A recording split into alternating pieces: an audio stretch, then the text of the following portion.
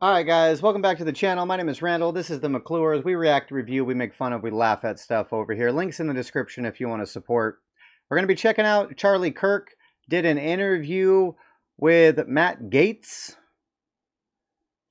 And he answered some questions. Apparently Gaetz voted no on the bipartisan parental rights bill, which, from my understanding, was a decent bill. So I'm curious to see what he says on why he didn't vote for it.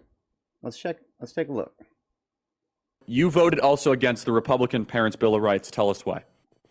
Because the federal government has no role in education. Don't get me started on this, Charlie. I am so frustrated that we seem to be throwing the Constitution out the window and our semblance of federalism with the belief that we're going to make the United States Congress America's school board. You may like what's in the Parents' Bill of Rights now, but when Democrats take over, there's going to be, the right to have gender blockers delivered by the school nurse to your kid, the right for your kid to go to a place where gun violence isn't glorified, so any other parent that wants to coach the ball team or be a room mom that wears a Second Amendment shirt is going to be deemed a domestic terrorist. Look, what works is what we saw work from Loudoun County, Virginia to Florida to all over this country. When parents woke up to what was going on in the classroom, they went and flipped school boards. You should not have to flip the entire United States Congress over education policy. So I'm not for any bill, regardless of how well-meaning it seems. If it grows the Department of Education, I would abolish the federal Department of Education and block grant every dollar to the states. And you know what, Charlie? The last time Republicans did this,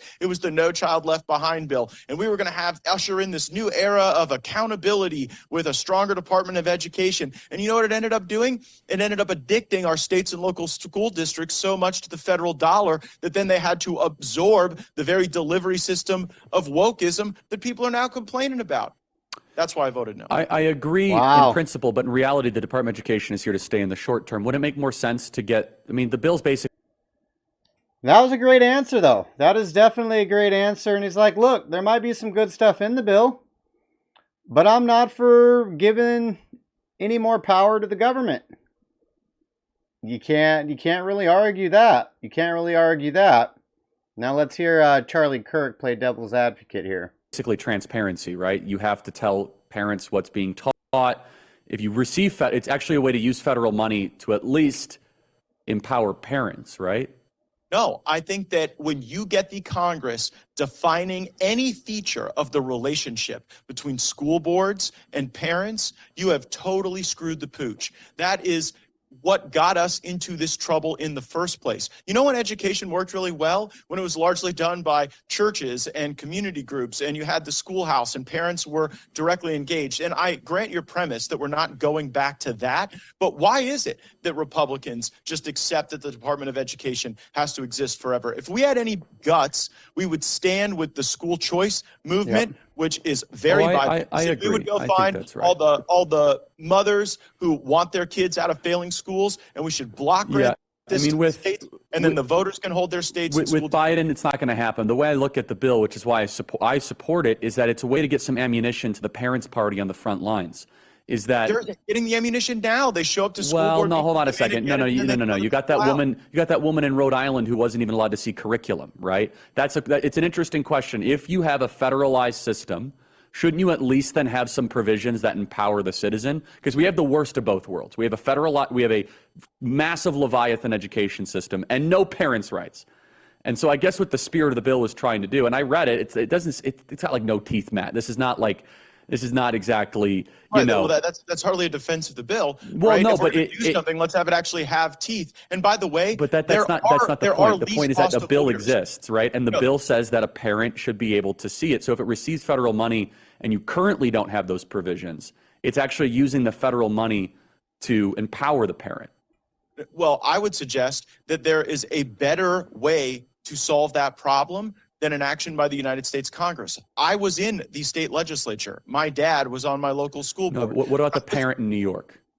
Well, the parent in New York has to fix the government there. Okay. I mean, that's not going to, you and I both know that's not going to happen. Charlie, but that's not an acceptable outcome to say that because we don't like the way people are treated in blue cities and states, that we're just going to throw the 10th Amendment out the window and say that we're going to federalize every decision. You could make the argument this actually empowers it. I see it both ways. I mean, I get from principle, I'd love to abolish the Department of Education and all that. At the same time, you have parents, especially in blue states, that have no rights whatsoever. California, Oregon, Washington, they don't have rights to look into curriculum. They don't have rights to do any of it. But that's what they said about Loudoun County. They said Loudoun County was just insufferably blue, and it would never. It was so blue for even Virginia could never go red. And we saw the way that these issues can flip the political. No, that's dynamic. true. But you and I both know that continuing to empower the federal government actually lashes us to that failure that would actually. I think that's a good point. But I think also honestly, Virginia is a lot more of a battleground state, purple, than California. But I understand the spirit of it. Loudoun County was pretty blue. Loudoun, but I mean, state only changed because they were able to get Youngkin into the governor's mansion. In a lot of these they places. did. Have they actually effectuated any change is a separate issue. It is a preview of coming attractions. If the Republican leadership in the House thinks that they're going to use our time here to have the federal government hire local police, rate local DAs, get involved in decisions at local school boards, they're going to have to do that without my vote. Just because we won 1/2 of 1/3 of the government doesn't to me mean we should abandon theories of federalism and constitutional protection and really empowering those who make the decisions closest to the people. I think that's true populism. True populism is giving the people more access through the folks that they see at the local diner and at church on Sunday rather than folks who are in Washington, D.C. I mean, honestly, I might have to agree with Gaetz on this one. So basically he's saying that, sure, the bill would, yet again, allow the federal government to intercede on the local level. And he's just on a principle standpoint. That's not what the government is for.